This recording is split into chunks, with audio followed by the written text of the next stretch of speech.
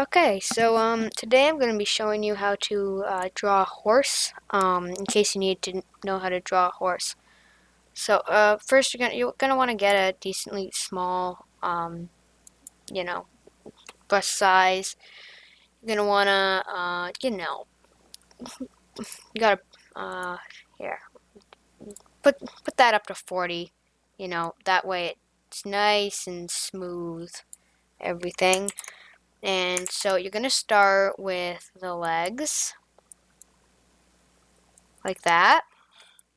Gonna want to do the tail. Might look weird right now, but you do the head, and there you go. Oh, sorry, I did a bit of kind of messed up there, or get rid of that. But you have to see I added a little bit of color. But that's how you draw a horse. It's really simple. So yeah. Bye.